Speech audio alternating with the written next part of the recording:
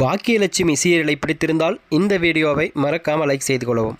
பாக்கியலட்சுமி முடிவுக்கு வந்ததால் சன் டிவியில் புது சீரியலுக்கு தாவிய 2 கதாநாயகிகள். துவண்டு போன விஜய் டிவியா? வாங்க வீடியோவை முழுமையாக காண்கலாம். விஜய் டிவியில் ஒளிபரப்பாகி வருகின்ற பாக்கியலட்சுமி சீரியலில் கோபியிடம் இனியா பேசிய ஒவ்வொரு வார்த்தையும் நினைத்து பார்க்க குற்ற உணர்ச்சியால் வருத்த ஆரம்பித்து விட்டாராம்.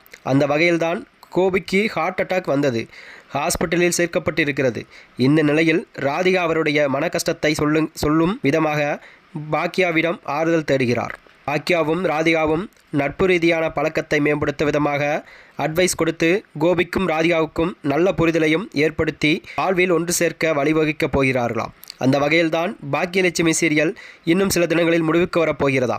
ஆனால் அதற்குள் அடுத்த வாய்ப்புகளை தேடும் விதமாக பாக்கியலட்சுமி சீரியலில் நடித்த 2 கதாநாயகிகள் சன் டிவி சீரியலுக்கு தாவிவிட்டார்கள் என்று கூறப்பட்டு வருகிறார். ஈஸ்வரி என்ற கதாபாத்திரத்தை யூகிக்க முடியாத அளவிற்கு அவ்வப்போது கேரக்டரை மாற்றி நடித்து கொண்டு வரும் பாக்கியாவின் மாமியார் மகனுக்காக மருமகனை தவறு சொல்லும் கேரக்டரில் நடித்து வந்தார். அப்படிப்பட்ட இவருக்கு தற்போது சன் டிவியில் புதிதாக வரவிருக்கும் அன்னம் சீரியலில் அன்னத்தின் அத்தையாக நடிக்க கமிட் ஆகியிருக்கிறார் என்றும் கூறப்பட்டு வருகிறது. நிலையில்தான் அதே மாதிரி பாக்கியாவின் மருமகளாக நடித்து வரும் ஜெனி என்கிற திவ்ய கணேஷ் அன்னம் சீரியலில் கதாநாயகனுக்கு ஜோடியாக முக்கியமான கதாபாத்திரத்தில் கமிட் ஆகியிருக்கிறார் என்றும் கூறப்பட்டு வருகிறது. இவர் ஏற்கனவே சன் டிவியில் ஒளிபரப்பாகி வந்த சுமங்கலி சீரியலில் ஹீரோயினாக நடித்திருந்தாராம்.